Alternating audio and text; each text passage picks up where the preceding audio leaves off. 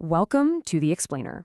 Today, we're diving into a poem that, well, it starts out as a simple goodbye, but then it just unfolds into this incredibly dark and tragic mystery.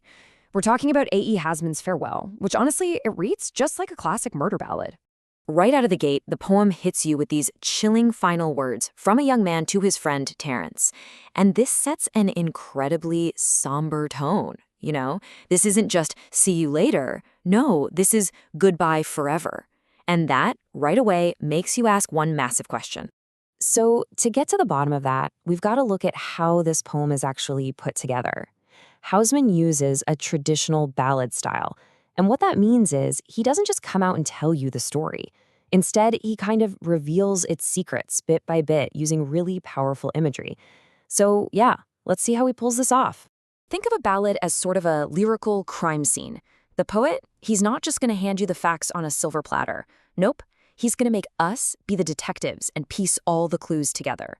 He uses these really vivid, dramatic word pictures to tell the story, and he leaves a lot of it up to us to figure out by, reading between the lines.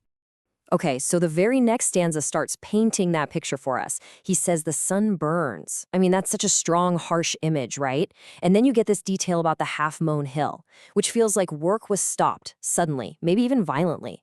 The whole scene just feels so tense and weirdly still, especially with that gut punch of a line, "By now the blood is dried." Chilling.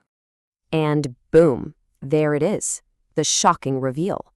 In just two super stark lines, we get the answer to our question. The reason for the farewell is murder. The speaker just comes right out and confesses his crime. And he even tells us the victim's name is Maurice. But he does it with this devastatingly quiet tone. The way the poem delivers this confession is just wow. Because then, in the very next stanza, he reveals that Maurice is his own brother. And that line, "My knife is in his side," it's not a boast, not at all. It's just this flat, almost numb statement of fact. You can really feel the remorse. And notice the wording here. He doesn't say Maurice is dead. He says he lies still. That's a classic euphemism, right? It's a way of softening something that's just too harsh to say out loud. And using that gentler language, it really suggests this wasn't some cold, calculated thing. It feels more like a sudden, maybe even unintentional act that he now just deeply regrets. And then, as if it couldn't get worse, the tragedy just gets deeper. The speaker starts thinking about his mother. You can just picture her, right? She's at home, and she has absolutely no idea about the horror that's unfolded in that field. To her, her boys are just late. The work is just taking a little longer than usual. And this is a perfect example of what we call dramatic irony. It's brilliant because we, the readers, we know the horrifying truth. We know one son is dead and the other is a fugitive. But his mother, she's totally in the dark, just waiting for two sons to come home when we know they never will. I mean, look at that contrast. He talks about the morning, the rising day, and then the coming night. It just perfectly captures how devastating and permanent this one single impulsive act was. Think about it. A family was whole when the sun came up, and by the time it sets, it's completely shattered. So now let's get back to his goodbye to his friend Terence. This is where you can really feel the weight of his guilt. He says, "Here's a bloody hand to shake." Now, obviously, that's not literal. It's this incredibly powerful metaphor. His hand is stained. His crime has stained him. And now, his whole life is stained.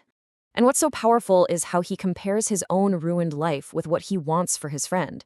He wishes Terence strength to bring you pride and love to keep you clean. Basically everything he himself has just lost. It's such a moment of deep, profound remorse. It really shows you the good life, the good future that he's just thrown away forever. As we get to the end, his thoughts drift back home, back to the farm, the haystack, the animal fold, all these familiar sights, and he knows they'll still be there, waiting for him, but he can never go back. You can just feel the deep, nostalgic sadness in those words, can't you? And then he leaves us with this final, absolutely haunting image, an empty plate at the dinner table. Wow, it's such a powerful symbol, right? It stands for his absence, his totally uncertain future, and all that lost family warmth. It's just a quiet, everyday detail that somehow manages to carry the entire weight of this tragedy. So let's pull this all together. What's the big takeaway here? Housman uses this ballad style, but not to give us some kind of courtroom drama. No, he uses it to get right inside the killer's head. He uses all this powerful imagery and these literary tricks to show us how one single impulsive moment can lead to a whole lifetime of regret. The whole focus is on the emotional aftermath, not the crime itself. And that leaves us with one last thing to think about. The poem never tells us why he did it. We never find out what the argument was about, the reason for the fight. And maybe that silence is the whole point. Maybe when it comes to something this devastating, this permanent, the why just doesn't matter nearly as much as the tragic what happens next.